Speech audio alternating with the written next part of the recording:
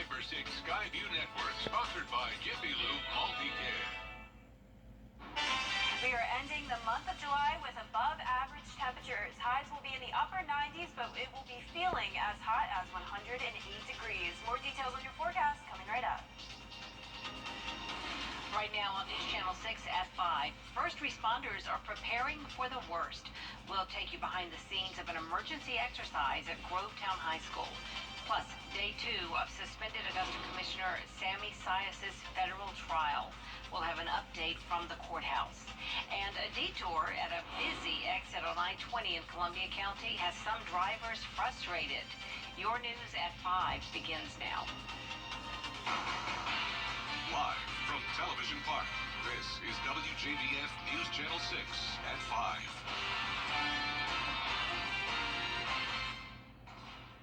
Good evening, everyone. I'm Jenny Montgomery. Brad's off tonight. Thank you so much for joining us. Coverage you can count on continues with day 2 of the federal trial for suspended Commissioner Sammy Sias. News Channel 6's George Escala has been in court all day and joins us now live. George, more witnesses were called today. Jenny, correct, and the court's work is done for the day. The prosecution has ended its testimony for the day with at least one more witness yet to call. This is in the trial of suspended Augusta Commissioner Sammy Sias. Sias, of course, has been charged with destruction of documents, that's evidence, and then lying to federal investigators about destroying those documents. This all stemmed from an FBI investigation at the Jamestown Community Center over the misappropriation of sales tax spending. Now, testimony today included Augusta Finance Director Donna Williams, who testified that Jamestown received a total of $182,000 in SPLOST money over the year. Jurors also hearing from current and past officers of the Sand Ridge Community Association. Sand Ridge had a contract with the city to operate Jamestown. Now, both those officers testified that Sammy Sias was in charge of the money there at Jamestown. You know, the FBI did testify that after receiving a subpoena on August 5th, 2019, Sias began deleting hundreds of files and documents from his laptop. The documents and files had names like SPLOST, invoices, and Jamestown. Now, in cross-examination today, jurors were able to hear that Sias's laptop did not have any file-destroying software on it, nor in the cross-examination did Sias bother to take a hammer or a match to that laptop. Now, tomorrow, the prosecution expected to call a forensic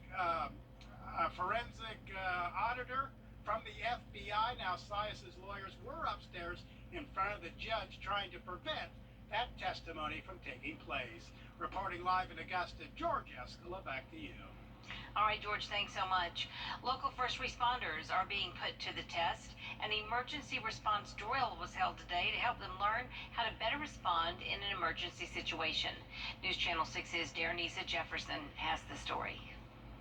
Crews responded to a call of a gas leak here at Grovetown High School this morning, and while that was just a drill, it was also a test for the response times for some very real situations. Grovetown High School, for a gas leak. First responders springing into action. The Sheriff's Office and Fire Rescue were here in less than 3 minutes. Crews from Columbia County Schools Police, EMA, and Fire Rescue responded to a call of a gas leak at Grovetown High School. It was only a drill, but it tested actual response times as crews activated emergency protocols, the same response that would be used in a real situation. They set up their command post. They, searched around the school to find exactly where the leak was, cleared and evacuated the students and faculty, and everything happened very, very quickly. The Columbia County School District used the opportunity to prepare to respond to any situation that may threaten the safety of students. It gives us an opportunity to work through different scenarios and talk about what if this happened, and walk through what happened today but then say, okay, what if this was an active shooter? School leaders say they also plan to put what they learned Wednesday in place in each school. Every single school will get kind of feedback from today's exercise so that they can shape it and mold it to their school, their situation, and make it as real world as possible. In Grovetown, Denise Jefferson, WJBF, News Channel 6. 3 people are facing charges after vandalizing a mural in downtown Sandersville. Multiple charges have been filed against Stephen McKenzie, Randall May, and Robert Windsor in connection to the vandalism at that mural and 6 other vandalism incidents there. A racial slur was painted on the mural of 2020 Tokyo Olympics gold medalist Alicia Gray, who is from Sandersville. Unfortunately, this is a very sad occasion that we're having to address this type of issues here, but I feel very confident that we're gonna be able to put this to a stop today. The vandalism has been cleaned up. Multiple racial slurs defaced other murals and properties across Washington County. An autopsy will be performed tomorrow on the victim of Tuesday's deadly fire in Saluda County. The blaze broke out yesterday afternoon on John J. Rushton Road. The body was found after the flames were extinguished. The victim has not been identified. Several law enforcement agencies are investigating this death. One person is dead after a shooting in Augusta. It happened at the Economy Inn on Deansbridge Road. 16-year-old Kamaya Green was taken to Augusta University Medical Center where she was pronounced dead. No word on a possible suspect. It is time now for a first check of the forecast with meteorologist Jenna Petracci. And Jenna, another hot day today. That's right, hot and mostly dry. We really haven't seen a lot of rain today across the CSRA, just a couple isolated showers over in Aiken County earlier, and now we're watching this one isolated shower down in Emmanuel County. Here's a closer look at this. It is starting to break apart as it moves towards the northeast of downtown Swainsboro, also outside of Gary in Emmanuel County. So really not seeing any of that rain on our Jiffy Lube Sky Network cam over in Swainsboro, just mostly cloudy skies out there, and certainly the hot temperatures. 96 degrees in Augusta right now, 97 in Millen, Swainsboro at 95. All of us in those mid to upper 90s with the exception of Saluda sitting at 91. But the heat index is definitely making it feel much hotter than the actual temperatures, sitting at 102 in Aiken, feeling like the triple digits as well in Augusta, 104 in Evans, and 102 in Barnwell. So a little bit hotter today than yesterday. All of the CSRA showing a little bit of a temperature increase, just 2 degrees in Augusta, though, with that southwesterly flow, just sitting at 7 to 10 miles per hour, bringing us a little bit of a breeze. But overall, not much heat relief today due to the lack of the rain. We do still have this trough of low pressure over the CSRA, firing up some showers and storms in southwestern Georgia and along the Gulf Coast. But for us, not seeing much of that rain the rest of this evening, just partly cloudy conditions and staying hot for the next couple of hours, then dropping into those mid-80s by 9 p.m. and those skies will begin to clear. Overall, hot and humid evening with above average temperatures to finish off the rest of this week. That heat index will be up to 108 with a lot of low chances of rain, just those isolated showers throughout the next couple of days. So coming up, I'll have a look at your future cast and everything you can expect, but back to you, Jenny. All right, thank you so much, Jenna. Georgia DOT workers continue their road project at the I-20 Appling-Harlem interchange. The latest work makes it hard for drivers to get on and off eastbound I-20 at the interchange, forcing some of them to go to the Pumpkin Center roundabout to turn around. News Channel 6's Bria Smith is off I-20 right now. And Bria, this latest work is creating some headaches for drivers. The saying, things will get worse before they get better, might actually be true, and local drivers would agree after experiencing traffic detours here. It's been a long 2 years for drivers in this area as construction continues, but it's work GDOT says is necessary. You just gotta pay attention, because if you make the wrong turn, it might be a car coming 55, and you might be going 35, and it's easily wrecked. GDOT says the project started due to difficulty seeing and making turns off the I-20 westbound ramp. But it's the eastbound ramp that is currently blocked off causing drivers to use the nearby roundabout as a detour. Because a lot of people not using 920, plus because they live on this side of the neighborhood, they definitely have to come this way to get to the interstate. So it's kind of, traffic has definitely picked up.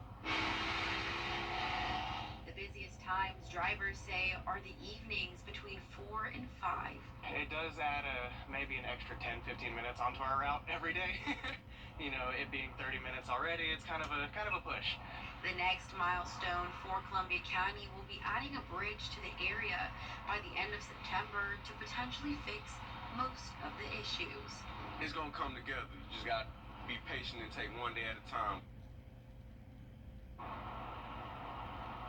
The major roadwork construction is scheduled to be complete by the end of this year. Reporting in Columbia County, Bria Smith, WJBF, News Channel 6. Bria, thank you. Film companies started filming in Augusta a few years ago, and the business remains successful today. A movie that filmed mostly in Augusta and surrounding areas is screening now at Riverwatch Cinemas. The Royal tells the story of former Kansas City Royal slugger Willie Mays Aikens, whose career hit a roadblock during his drug addiction. The movie shows how Mays turned his life around and returned to the team.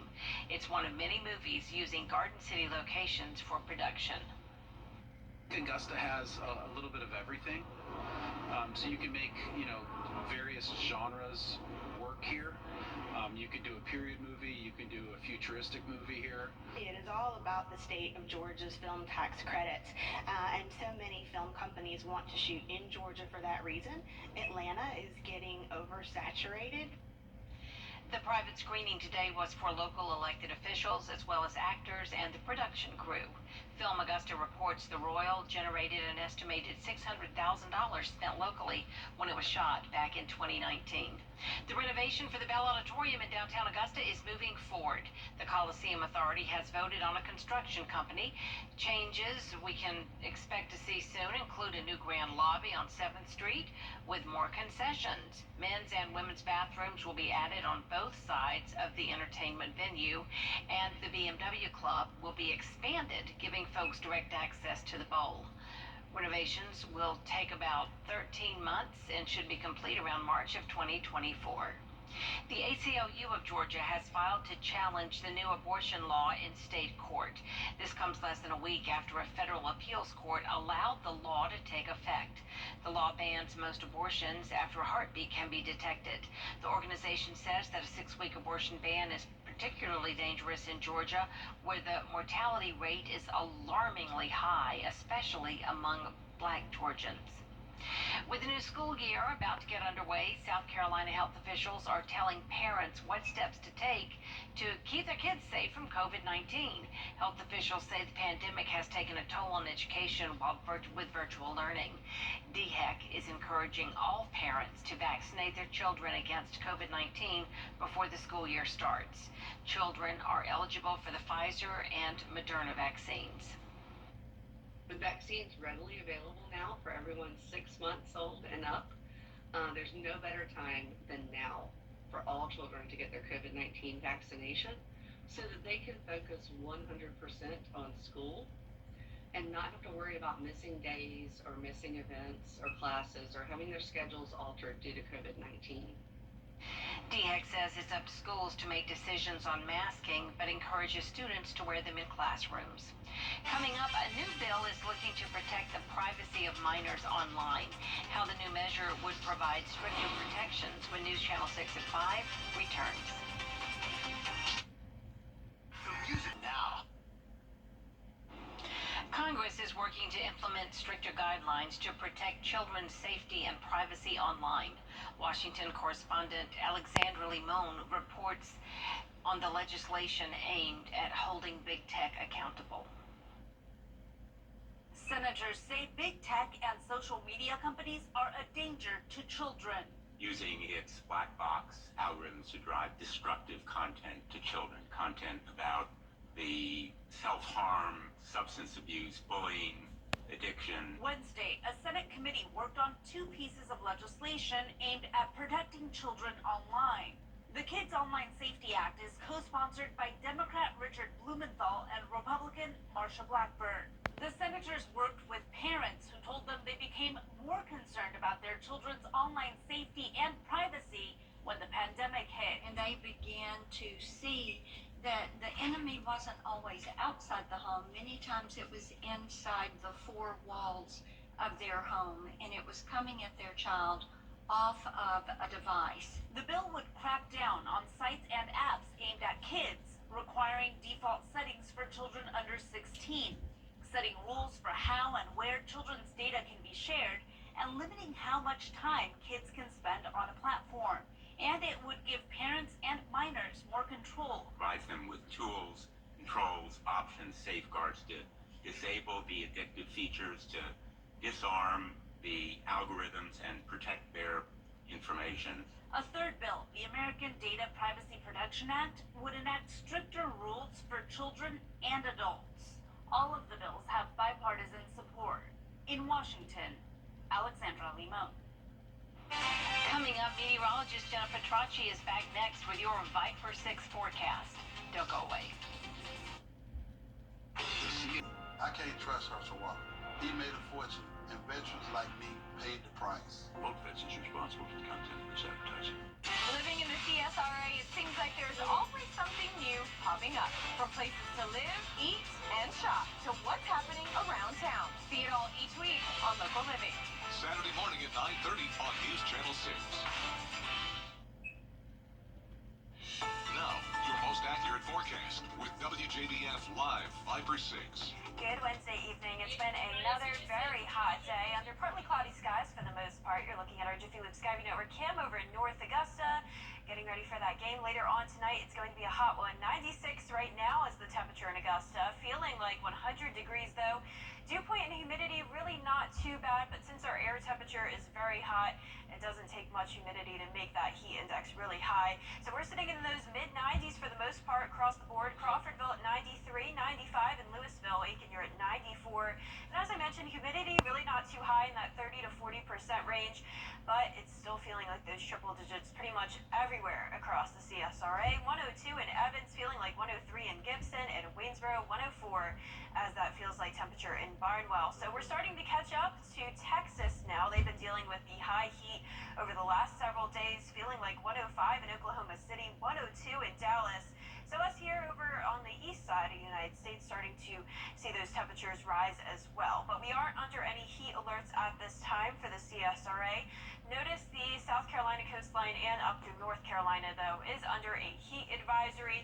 And we also have our friends out towards the west of us under that heat advisory and an excessive heat watch as well. But we could definitely be under that over the next couple of days as temperatures begin to rise and we don't see a lot of rain to cool us down. Satellite and radar right now just showing some cloud cover, but not seeing any showers. We do still have this trough of low pressure over the area, though, which will fire up some isolated showers by tomorrow and Friday. But the good news is that really not a lot of severe weather expected over the next few days, and also no tropical activity expected anywhere across the Atlantic Basin. We're not expecting any of that over the next 5 days, which is always great news. So as I mentioned, we do have a baseball game tonight over SRP Park, 93 degrees at 7 p.m., dropping into those upper 80s by 8 p.m. You don't have to worry about any rain, but just know it will be feeling very hot. And same story for tomorrow. By the afternoon, already climbing into those upper 90s, feeling like 107 by around 3 p.m. tomorrow. So this is definitely the first we felt this hot in a while. July has been very below average when it comes to temperatures. You can see 3.5 degrees cooler than average for the most part. And when it comes to the rain, we've also had a very wet month. So we pretty much switched gears this week. It's drier and much hotter. We really don't need much rain since we did resolve the majority of our drought problems. So 20% over the next couple of days, then going up to a 40% chance on Saturday. But for the most part, not a lot of rain in your forecast. Just seeing those clouds continuing on and off for the next couple of days. Possibly some isolated showers popping up by late Thursday afternoon, but not expecting a lot of widespread coverage here and no chance of any severe storms. Our lows tonight will be in the mid-70s, another muggy evening, partly cloudy tomorrow with a few showers, highs in those upper 90s, so even hotter than today. that heat index will be well into the triple digits over the next few days to come, with rain chances staying low for now, then going up to 40% chance by your weekend. All right, Jenna, thanks so much. Camp Wonderland is a summer arts camp for children with autism spectrum disorder. You can help support the camp and enjoy the amazing sounds of the CSRA's finest brass, woodwind, and percussions players.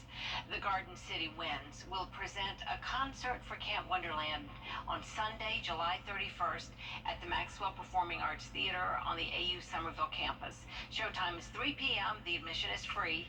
The concert features original compositions and arrangements by Dr. Wrdw. Donations will be accepted for Camp Wonderland. The camp is sponsored by the Augusta Players. Coming up, it is out of this world, almost. We'll show you what may be the world's tallest structure after the break. If you've been injured, it makes us less safe. Because the last place we want more criminals with guns is here. The CSRA is full of amazing women. Women who inspire. Women who innovate. Women who lead. That's why News Channel 6 brings you Women to Watch.